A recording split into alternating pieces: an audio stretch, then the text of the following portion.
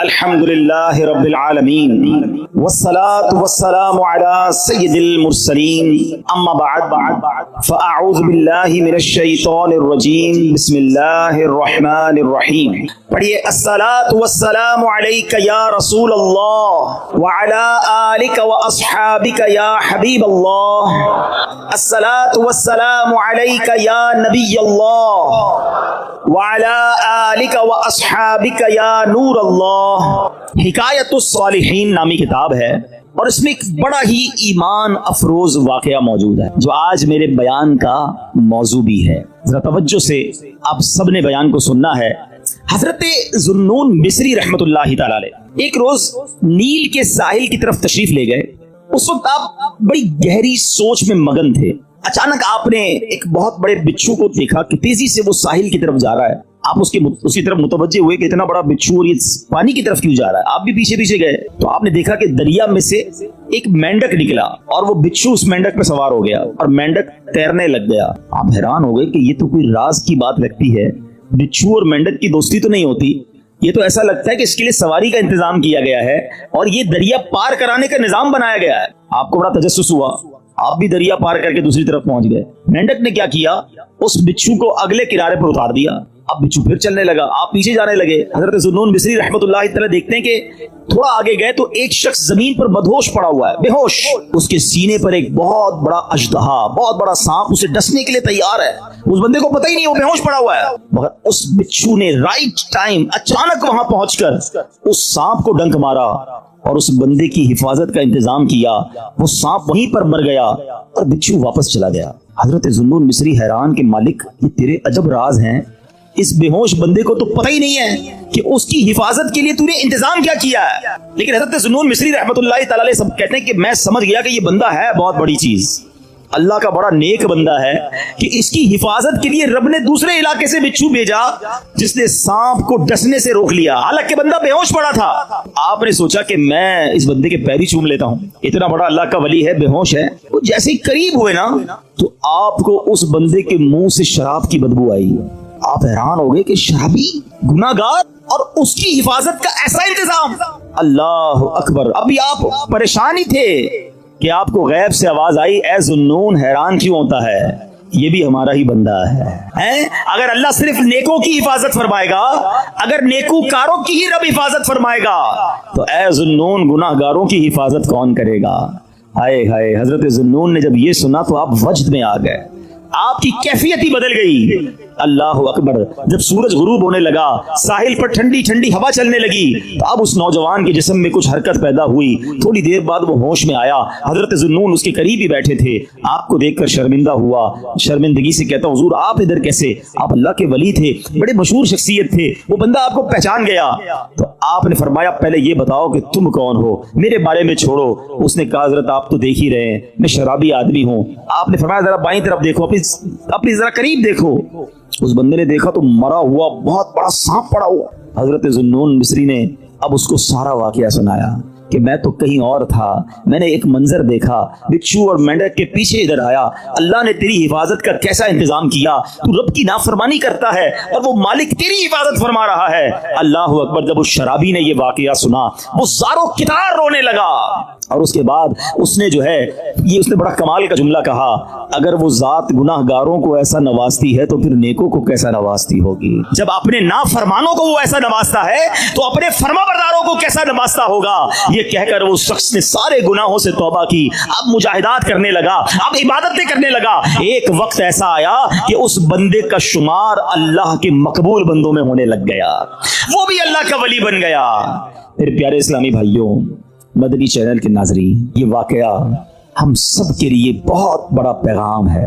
ہم اللہ کی نافرمانی کرتے ہیں اور روزانہ ہی کرتے ہیں, مگر وہ رب ہم سے نعمتوں کو روکتا نہیں ہے. وہ ہم سے اپنی نعمتوں کو نہیں روک رہا, ہمارا رزق بند نہیں ہو جاتا. دنیا کا کیا دستور ہے, یہاں کاروباری لوگ بھی بیٹھے ہیں, ہمارے پاس کوئی بندہ نوکری کرے, ہم اس کو کہیں بیٹا آپ کا کام یہ ہے کہ روزانہ جانا ہے, اپنے مارکیٹ سے وصولی کرنی ہے, اور یہ موٹر سائیکل میں آپ کو دیتا ہوں کیونکہ آپ کو روز جانا ہے, سفر کے لیے آپ کو موٹر سائیکل دیتا ہوں. بڑا مینیجر بن جاتا ہے, لوگ گاڑی دیتے ہیں, ٹھیک ہے. اچھا اب وہ اس سیٹ جو ہے وہ دیکھے کہ یہ جاتے کہیں نہیں ہے, سارا دن ادھر ہی بیٹھا رہتا ہے, 1 دن 2 دن 15 دن 1 مہینہ, پھر وہ کیا کہے گا, بھائی یا تو وصولی کرنے جاؤ یا ورنہ میری موٹر سائیکل واپس کرو. فائدہ کیا تمہیں موٹر سائیکل دینے کا؟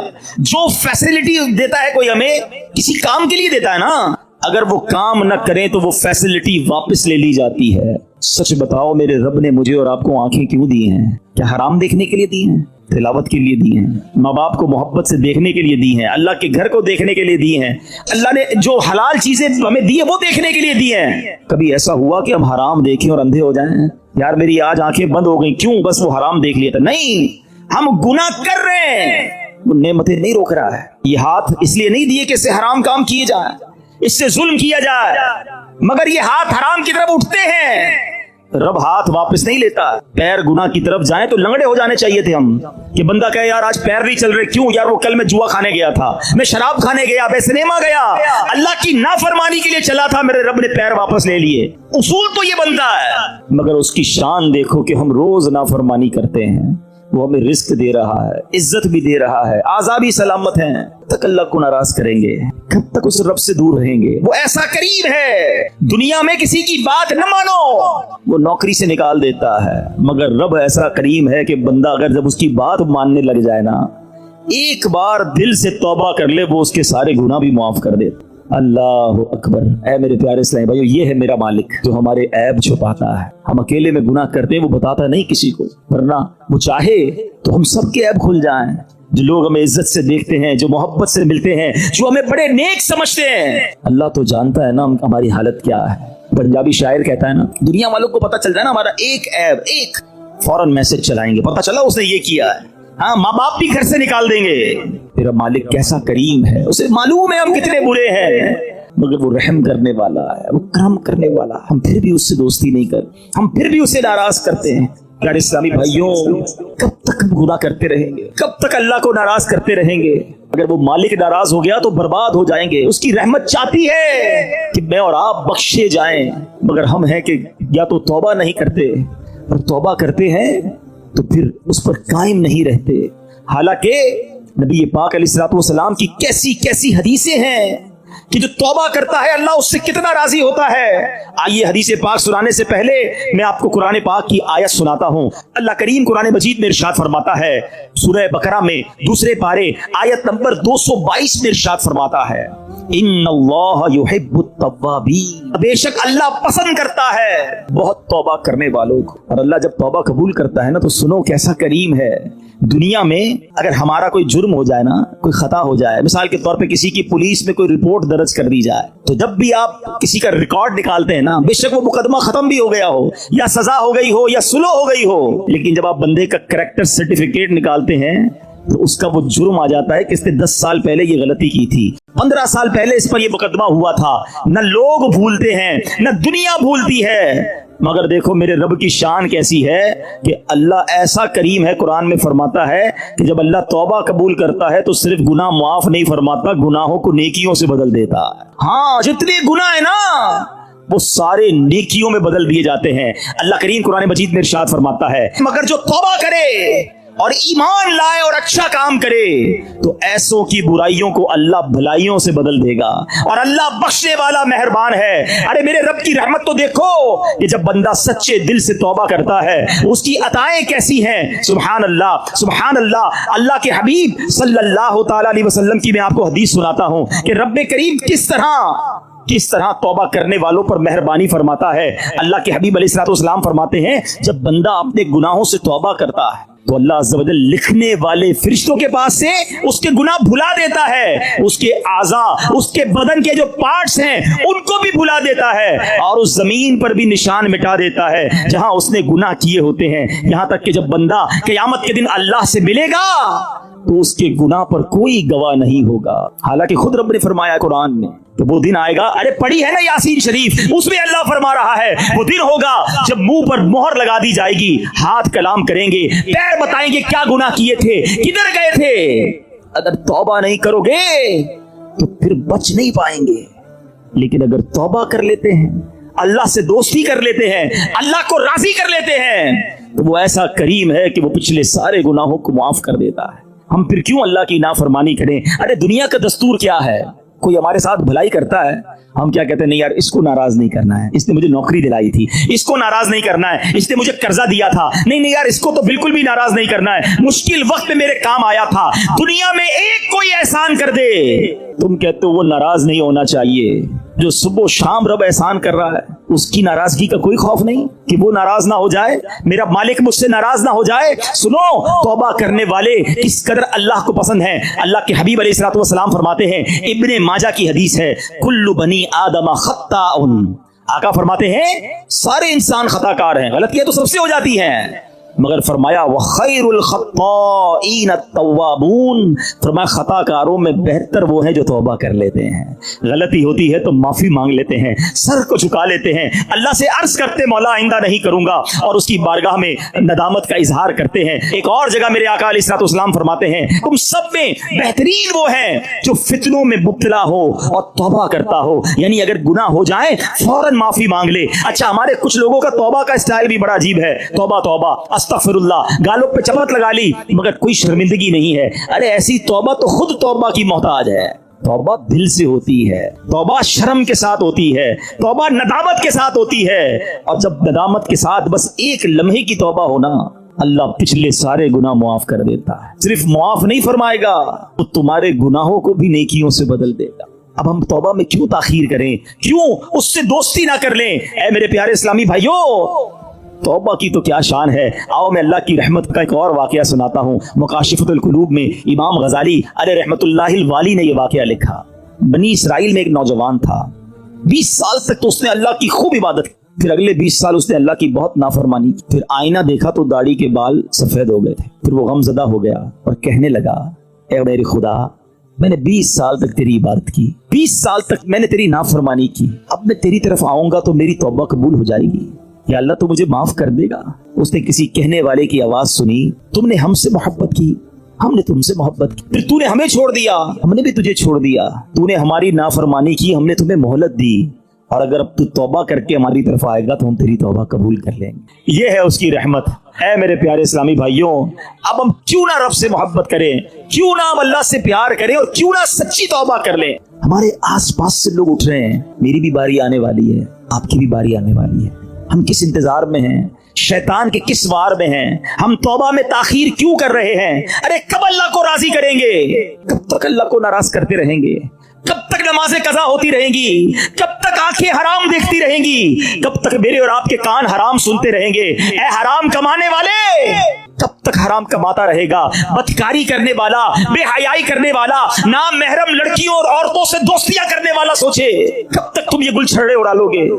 جوا کھیلنے والا سوچے کب تک میں یہ کام کر لوں گا؟ ارے اچانک یہ اعلان ہوگا کہ فلاں کا انتقال ہو گیا ہے، ہمارے ہی دوست ہمیں کاندھوں پر اٹھائیں گے، ہمیں قبر میں ڈال کر آ جائیں گے۔ یہ دوست جو آج تھوڑی سی ہماری گھبراہٹ پر ہمارے ساتھ کھڑے ہو جاتے ہیں، پتہ ہے جب قبر میں اتاریں گے نا تو لوگ کہہ رہے ہوں گے ذرا صحیح طریقے سے مٹی ڈالو، کوئی سوراخ باقی نہ بچ جائے، ہوا بھی نہیں چھوڑیں گے، ایک سوراخ بھی نہیں چھوڑیں گے، مجھے اور آپ کو تنہا قبر میں چھوڑ کر آ جائیں گے۔ پھر کیا ہوگا؟ میرے اور آپ کے پاس کیا بچے گا؟ یہ مال، یہ دولت، یہ گاڑی، یہ گھر، یہ شہرت، سب کچھ پیچھے رہ جائے گا۔ اب ہمارے ساتھ قبر میں ہوں گے ہمارے اعمال، اور دیکھو اگر اللہ ناراض ہوا نا، اللہ ناراض ہوا تو مارے جائیں گے، پھر تو قبر جہنم کا گھڑا بن جائے گی۔ اسی لیے میں آج یہ عرض کرنے آیا ہوں کہ جلدی جلدی اپنے رب کو راضی کر لو، وہ کیسا کریم ہے، بلکہ اس کی رحمت چاہتی یہی ہے کہ میرے بندے بخشے جائیں، میرے بندے معافی مانگ لیں، میرے بندے رجوع کر لیں۔ مگر یہ بندہ ہے جو رجوع نہیں کر رہا، یہ بندہ ہے جو اس سے دوستی نہیں کر رہا۔ خدا را میں آج کے بعد اللہ کے فرما بردار بندوں میں شامل ہو جاؤں۔ سنو وہ کیسا کریم ہے۔